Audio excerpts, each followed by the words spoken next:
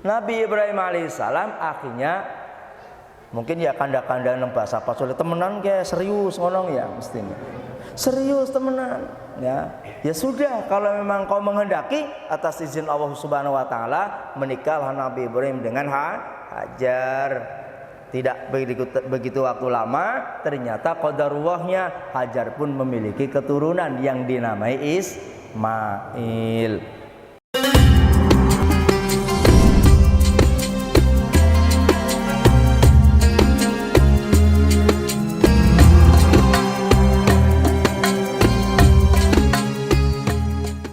Nabi Ibrahim alaihissalam akhirnya mungkin ya kanda-kanda nang bahasa apa sulit temenan ke serius ngomong ya mestinya.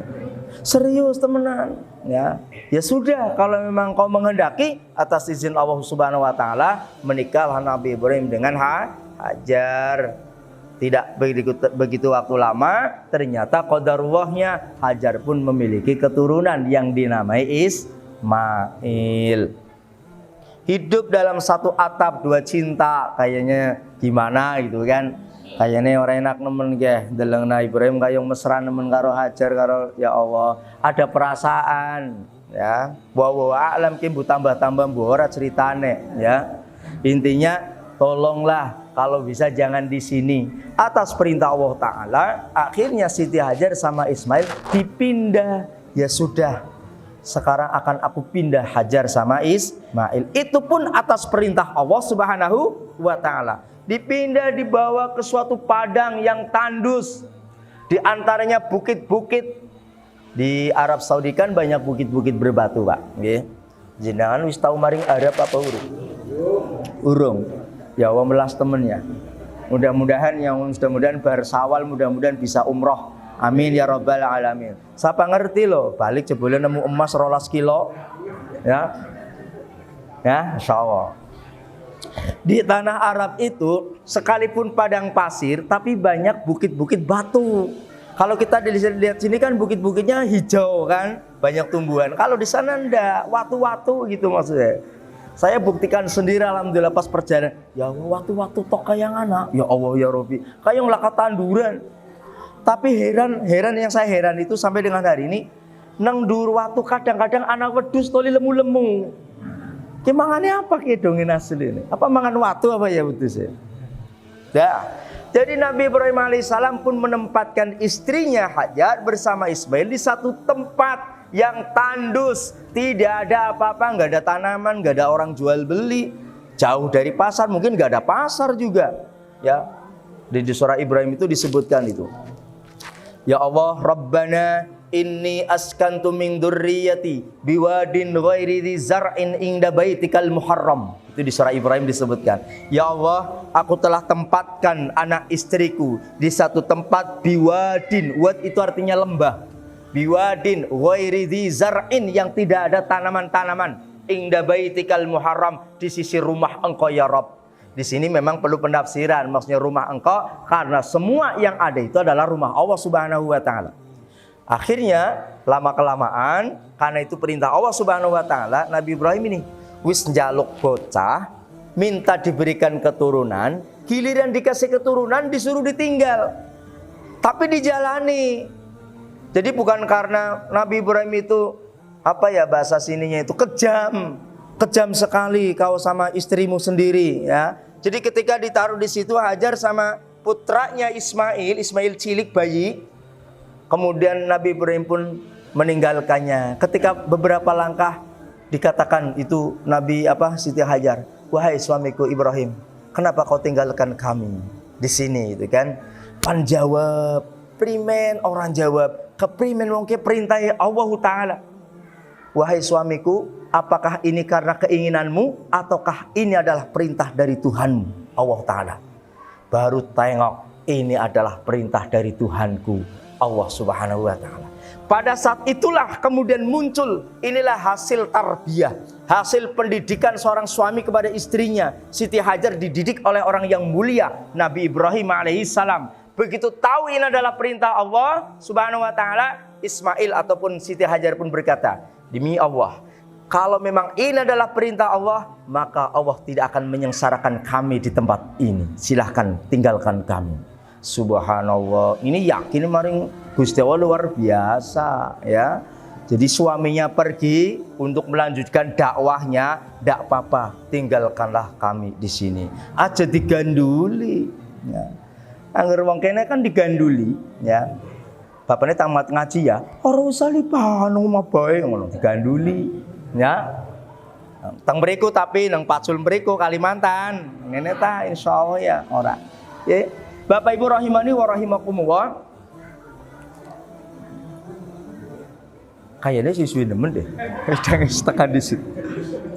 Jangan sabar. Godaan ya, godaan. J. Baik, hadirin yang mulia rahimani wa rahimakumullah. Ini cerita bagaimana Nabi Ibrahim alaihissalam itu diuji oleh Allah Ta'ala begitu berat.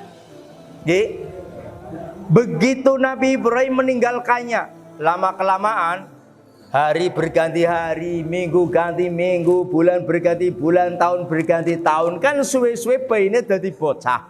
Betul Bapak Ibu? Bayinya jadi bocah. Al-ghulam, maaf, ghulam tak berdosa. Ghulam, salah ngomong. Ghulam, anak-anak. Ya, ketika anak-anak ataupun ketika Ismail menjadi anak, ternyata Nabi Ibrahim alaihissalam itu kembali lagi dan tidak lama berjumpa dengan Ismail. Wiswe menahan rindu, nahan kangen. Ora bisa WA-an, ora bisa SMS-an, wong laka HP.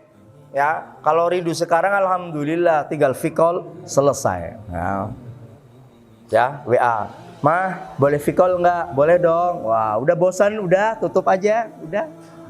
Sekarang tuh, dulu kan enggak ada kayak gituan. Saking rindu, saking kangen, Nabi Ibrahim pun kembali ke Bakah, namanya daerah Bakah.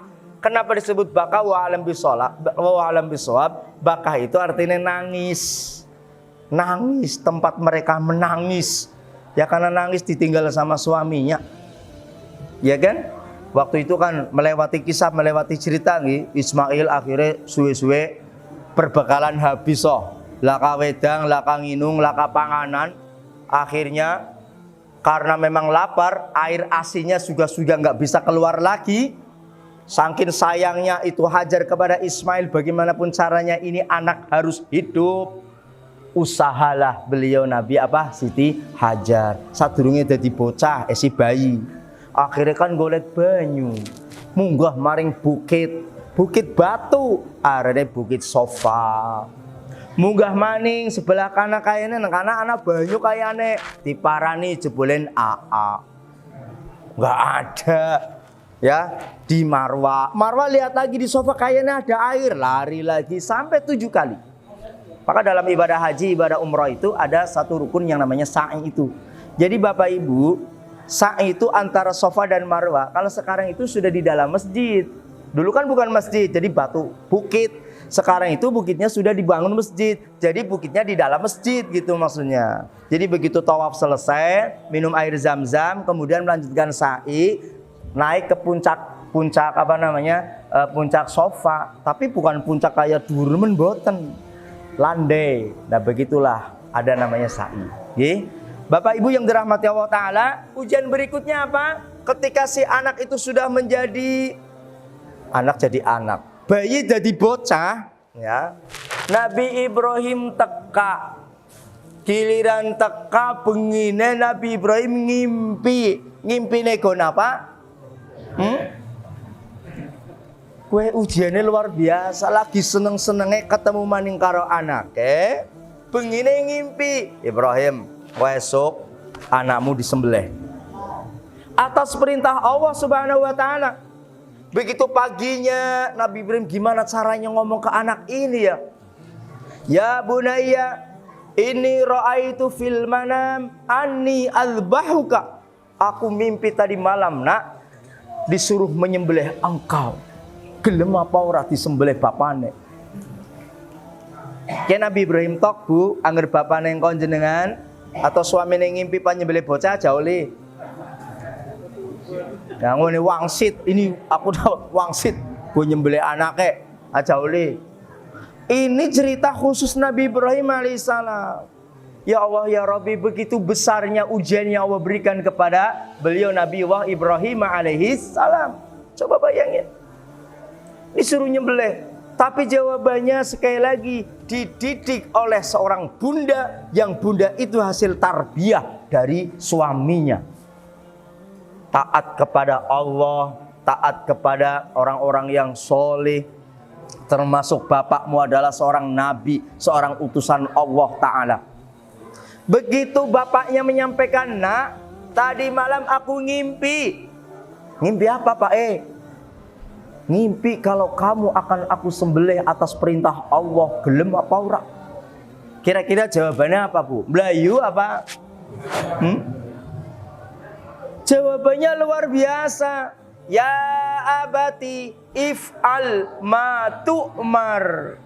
Wahai ayah, kerjakan saja. If'al ma tu'mar, apa yang diperintahkan kepada engkau. Masya Allah. Ora apa-apa bocah. Nah, sementing sing tua aja melu-melu. Begitu kemudian mau disembelih, itulah kemudian Allah berikan. Wahai Ibrahim, ujianmu telah selesai. Kau telah melaksanakan tugas-tugas dengan baik. Digantilah dengan seekor kibas yang besar. Itu kan kisah ini akan populer pada hari raya Idul Adha.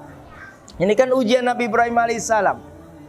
Ditambah lagi ketika Nabi Ibrahim alaihissalam berdakwah, mengajak orang untuk menyembah kepada Allah Subhanahu wa taala, banyak orang yang menentang dakwahnya, banyak orang yang menolak.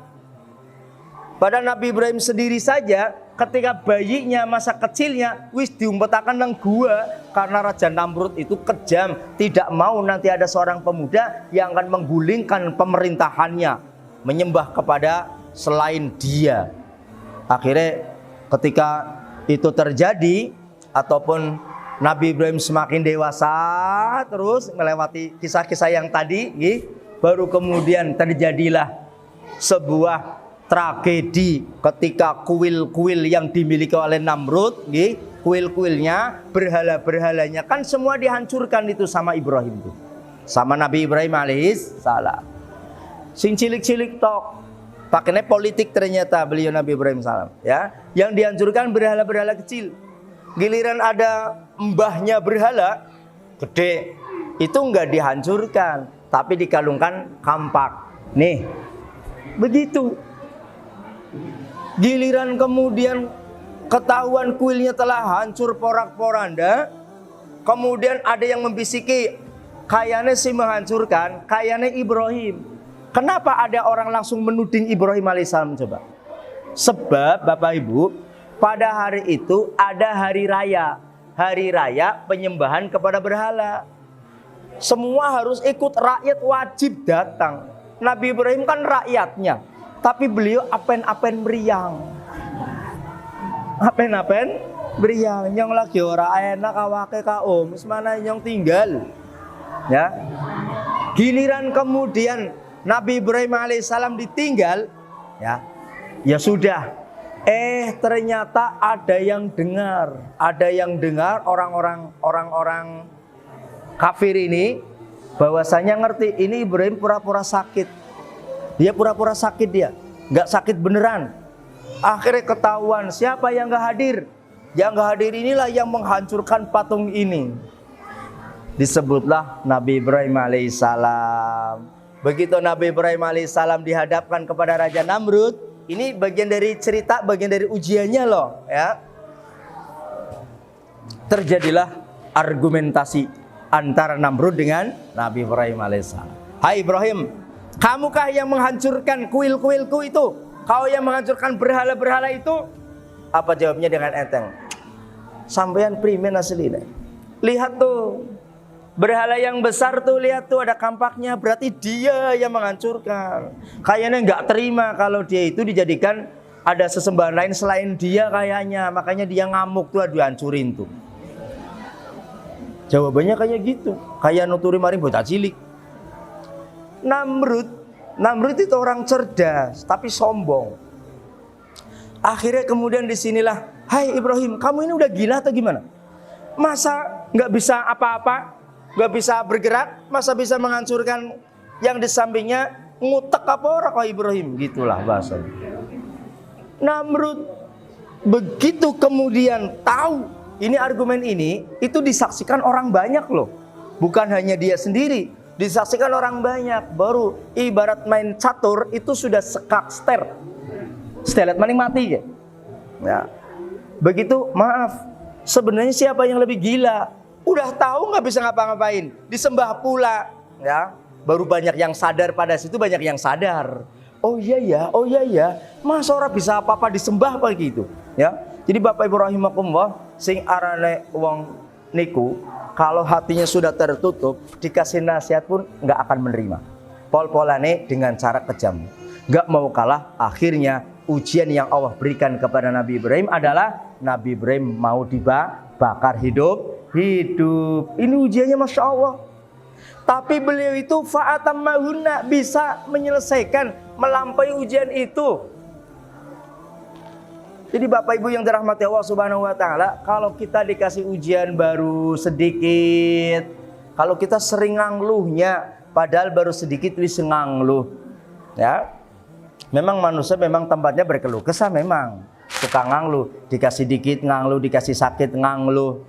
Ya pan orang ngangluh pimin ya Pak lara ya Pak ya. Wong lara yang ngangluh lah wong ora. Ya, aduh ya Allah. Pulang bersakit kayak gue Pak. Ngeluh tapi ini alhamdulillah dengan zikir. Allah. We sambil menahan sakit itu. Tapi secara umum manusia memang diciptakan oleh Allah Ta'ala penuh dengan keluh kesah. Dengan udan, ya ngomong. Udan baik sih. Dingin panas ya kayak yang orang terima. Kayak yang panasnya nemen dia panas baik orang udan. Orang hati sawah butuh banyu, ya kan? Sing harus udan terus, sing ngangluh tukang gawe batak. Udan bae yang batan orang garing-garing. Ya Allah. Begitulah manusia. Ya. Kalau Nabi Ibrahim alaihissalam itu dia bukan orang yang ngangluh, jalani.